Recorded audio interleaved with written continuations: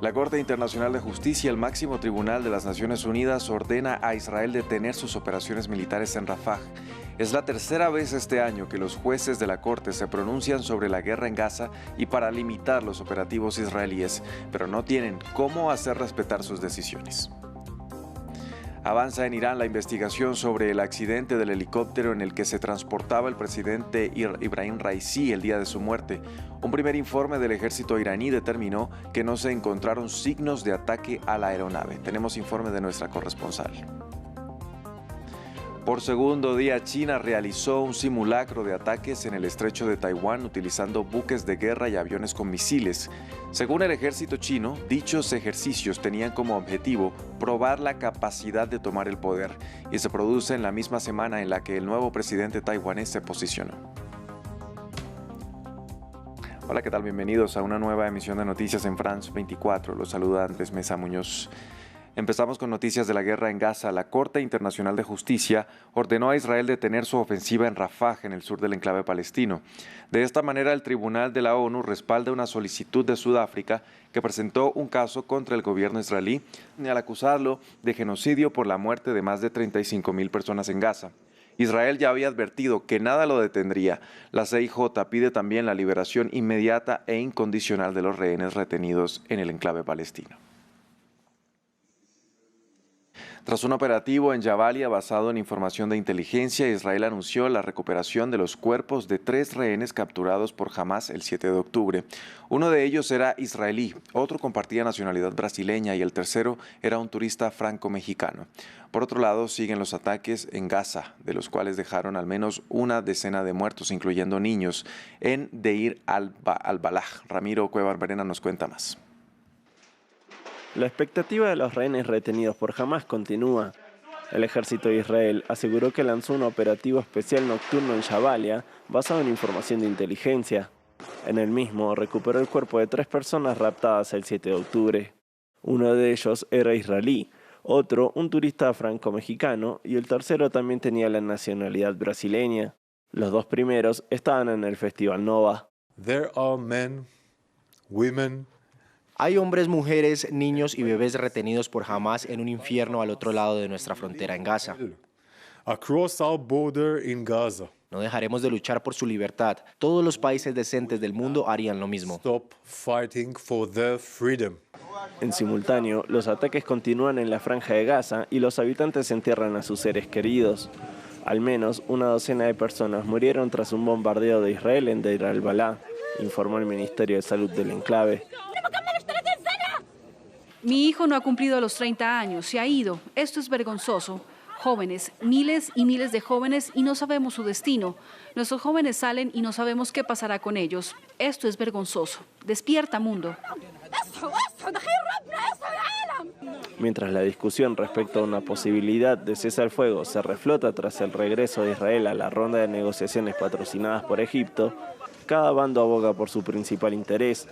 Israel por la recuperación de los más de 100 rehenes que Hamás tiene en su poder desde el 7 de octubre, mientras que la presión está puesta en la subsistencia de los gazatíes, que además de los ataques, sufren del hambre. En Irán continúa la investigación sobre el accidente de helicóptero que sufrió el presidente Ibrahim Raisi el pasado fin de semana y en el cual también murieron el suministro de Exteriores y el resto de personas que lo acompañaban. Hoy se conoció el primer reporte y los detalles nos los entregaba previamente nuestra corresponsal Catalina Gómez Ángel. Bueno, este es un informe presentado por el Estado General de las Fuerzas Armadas después ya del entierro de estas 8 personas, especialmente del presidente Ibrahim Raisi. Tiene varios elementos. Primero, no acierta a decir que fue una causa técnica, como dijo Irán al comienzo, pero sí dice que para empezar, el avión o el helicóptero prendió fuego después de haber colisionado contra esta montaña al norte de la ciudad de Tabriz. También dice que no encontraron ningún rastro de bala o con ninguna prueba de que esto fuera un ataque. También aseguran que este helicóptero se había comunicado con la torre de control y no había dado ninguna señal de alarma, y un minuto antes de explotar o de haberse desaparecido ya de estos radares, se había comunicado con los otros 2 helicópteros que hacían parte de la comitiva del presidente. Ellos dicen que tienen más documentos para seguir investigando y que seguirán informando a la opinión pública, pero también le piden que no crean rumores. Y es que desde hace ya días vienen muchísima desinformación en Irán sobre las posibilidades de que eso también fuera un ataque causado por los enemigos de Irán desde el extranjero. Hay críticas que dicen que el gobierno no ha sido realmente claro a la hora de contar estos resultados de la investigación, y dicen que podrían haber sido, por ejemplo, elementos que hubieran intervenido en el radar o en las comunicaciones de la aeronave. Nadie duda que la guerra electrónica está hoy en día extremadamente avanzada en muchísimos países, y aquí tampoco nadie niega que Israel tiene una gran presencia en Azerbaiyán, el país vecino donde se encontraba en la frontera el presidente Raisi. Pero, como digo, el ejército asegura que esto es el primer resultado y pide a la gente no creer en falsas informaciones. En Asia, China llevó a cabo su segundo día de ejercicios militares en el estrecho de Taiwán y que se dan tras la toma de posesión el lunes del nuevo presidente de la isla, al que Beijing califica de separatista. De acuerdo con el ejército chino, estos simulacros de ataques tienen como objetivo probar la capacidad de tomar el poder. Los detalles los tiene desde la capital china nuestro corresponsal Adrián Foncillas. Segundo día de exhibición bélica de China ante los ojos del mundo y frente a las costas de Taiwán. Por tierra, mar y aire. Beijing quiere dejar claro el potencial militar que tiene, por lo que el gobierno reiteró su posición. Taiwán es el Taiwán de China y no corresponde a Estados Unidos decir nada al respecto. La causa fundamental de la tensa situación en el estrecho de Taiwán radica en los intentos de las autoridades del gobierno de Taiwán de utilizar a Estados Unidos para buscar la independencia. Si la parte estadounidense quiere realmente mantener la paz y la estabilidad en el estrecho de Taiwán, debería adherirse inequívocamente al principio de una sola China y oponerse a la secesión de Taiwán por la independencia. Y las amenazas lanzadas por Beijing también son gráficas. El simulacro hizo reaccionar al gobierno taiwanés. Debido a los continuos ataques por medio de la propaganda y militares, especialmente los ataques de la zona gris, se han elevado al nivel de simulacros específicos y también es posible que se lance un ataque militar en cualquier momento. Por lo tanto, el Consejo de Seguridad Nacional y las unidades gubernamentales pertinentes han prestado mucha atención a los simulacros y han respondido adecuadamente. Por ello, la puesta en escena china ha requerido durante estos 2 días la movilización del ejército taiwanés, aunque a menor escala, mientras los mercados en Taipei han despertado sin sobresaltos. En la isla de Papúa Nueva Guinea, al norte de Australia, un deslizamiento de tierra causó la muerte de centenares de personas. De acuerdo con medios australianos, se trataría de unos 100 fallecidos, aunque residentes locales estiman que la cifra podría ser mayor. Los hechos ocurrieron durante la madrugada de este viernes, cuando un enorme alud de tierra arrasó decenas de viviendas en la aldea Khao Kalam, en el norte del país. El primer ministro informó que las autoridades estaban respondiendo al desastre. En la isla española de Mallorca, al menos 4 personas murieron luego de que se desplomara el edificio que albergaba un bar y una discoteca en la ciudad de Palma. Los fallecidos son 2 turistas alemanes y 2 trabajadores del lugar de ciudadanía española y senegalesa. Mientras la investigación está en curso, las autoridades indicaron que la causa del incidente podría ser el peso excesivo en la terraza. Otras 16 personas resultaron heridas. Esta noche ha habido un derrumbe aquí en una discoteca al lado del mar. Se cayó el primer piso, se están investigando las causas. La primera hipótesis es exceso de peso. El piso del sótano se derrumbó. Había una bóveda y aquí es donde se encontraron más víctimas. Había una bóveda de maresc y es allí on hem trobat més víctimes. En México se acercan las elecciones. En el estado de Puebla, al centro de México, la comunidad universitaria se caracteriza por ser muy activa en la solución de problemas de su entorno. Un claro ejemplo es el activismo social de los estudiantes de la Benemérita Universidad Autónoma de Puebla. Más de 15 millones de jóvenes podrán votar por primera vez en el país el próximo 2 de junio y gran parte de la población quiere que sus inquietudes sean tomadas en cuenta por el nuevo presidente. El informe es de nuestro corresponsal Mario Carbonell. Puebla es una ciudad eminentemente estudiantil. La principal universidad es la Benemérita Universidad Autónoma de Puebla, la UAP, que está reconocida en los primeros lugares de los rankings internacionales, alberga 100,000 estudiantes, 8,000 académicos y con un objetivo común: mejorar la vida de los poblanos y de los mexicanos.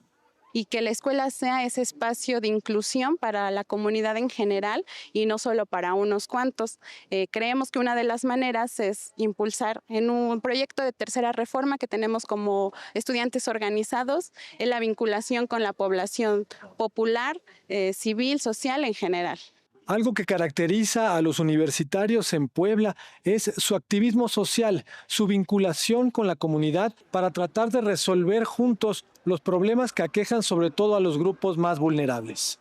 Lo que hacemos nosotros es trabajar con asociaciones de vendedores ambulantes o centros culturales, donde tenemos sesiones de formación política, intercambios culturales y artísticos. Y en donde nos vinculamos con los migrantes, haciendo un poco de trabajo comunitario con ellos, realmente ahí dentro de la comunidad, a veces visitando también alrededor de la comunidad, tratando de hacer conciencia con la gente de que la migración no es el problema, los migrantes no son el problema, son las estructuras sociales que hay alrededor de ellos. La universidad se preocupa mucho de transmitir la cultura que hay. A mí me interesa particularmente lo que se baila en los museos.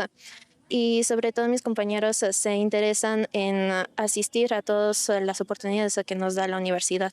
Para los estudiantes de la Autónoma de Puebla es tan importante el conocimiento como cultivar el espíritu a través de la cultura y las artes, y están convencidos de que de esa manera lograrán una mejor sociedad. En Estados Unidos, las regulaciones antiaborto continúan ganando terreno. En el estado de Luisiana, el Congreso estatal aprobó una ley que restringe el acceso a medicamentos usados para la interrupción voluntaria del embarazo y los califica de sustancias peligrosas. Activistas temen que la decisión pueda impulsar a otros estados a adoptar el mismo tipo de medidas. Gabriel Colchen nos cuenta más. Otro revés para el acceso al aborto en Luisiana. Los senadores del estado del sur de Estados Unidos aprobaron un proyecto de ley que clasifica a 2 medicamentos que inducen el aborto, la mifepristona y el misoprostol, como sustancias peligrosas controladas. Ahora solo falta que el gobernador firme la ley. Concretamente será más difícil acceder a estas píldoras, ya que los médicos tendrán que tener una licencia específica para recetarlas. Además, la posesión no prescrita de las sustancias será punible y podría dar hasta 5 años de cárcel. Creo que nuestra responsabilidad como legisladores, como personas elegidas por nuestros electores para tomar decisiones difíciles, está a favor de asegurar la vida. Creo que esto es lo correcto. Creo que protegerá a las mujeres al tiempo que permitirá que las que tienen necesidades legítimas de atención sanitaria para estas píldoras sigan obteniéndolas. Estos 2 medicamentos son usados en la mitad de los abortos practicados en Estados Unidos. La ley podría dificultar aún más el acceso a la interrupción del embarazo en Luisiana.